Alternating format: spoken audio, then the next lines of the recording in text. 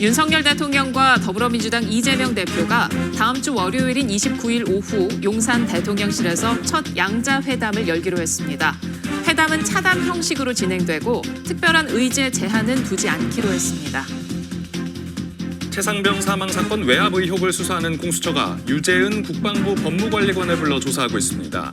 유 법무관리관이 경찰에 이첩한 사건 수사 자료를 회수하는 데 관여했는지 등이 조사 대상입니다. 한국 남자 축구가 40년 만에 올림픽 진출에 실패했습니다. 황선홍 감독이 이끄는 대표팀은 23세 이하 아시안컵 8강전에서 신태용 감독의 인도네시아에 승부차기 끝에 무릎을 꿇고 탈락했습니다. 미국의 1분기 GDP 성장률이 연율 기준 1.6%로 지난해 4분기의 절반 수준으로 떨어졌습니다. 현재선 경기는 둔화하고 물가는 오르는 스태그플레이션에 대한 우려가 고개를 들고 있습니다.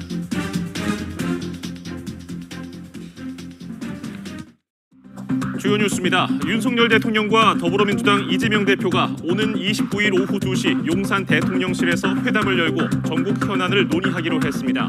윤 대통령 취임 이후 처음 열리는 양자회담으로 오랜 기간 이어진 여야 대치 국면이 해소될지 관심이 집중되고 있습니다. 22대 국회 개원이 한 달여 앞으로 다가온 가운데 여야 새 원내 사령탑을 뽑는 작업도 속도를 내고 있습니다.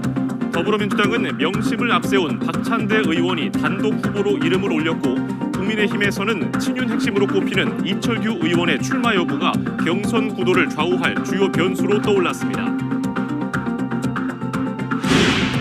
윤석열 대통령이 차기 고위공직자범죄수사처장 후보에 판사 출신 오동훈 변호사를 지명했습니다.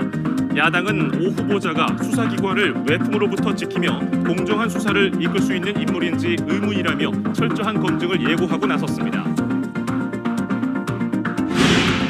최상병 사망 사건 조사 과정에서 대통령실과 국방부가 외압을 행사했다는 의혹을 수사하는 고위공직자범죄수사처가 핵심 피의자 가운데 한 명인 유재은 국방부 법무관리관을 소환했습니다. 공수처 수사가 본격화한 가운데 이종섭 전 국방부 장관 등 윗선에 대한 수사에도 속도가 붙을지 관심입니다.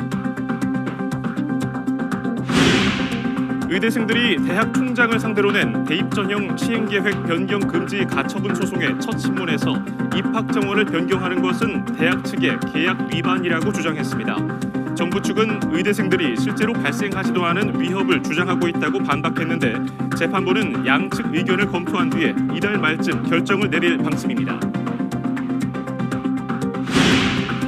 이번 주말과 휴일에 기온이 30도 이상 치솟는 등 여름 날씨가 찾아올 것으로 보입니다.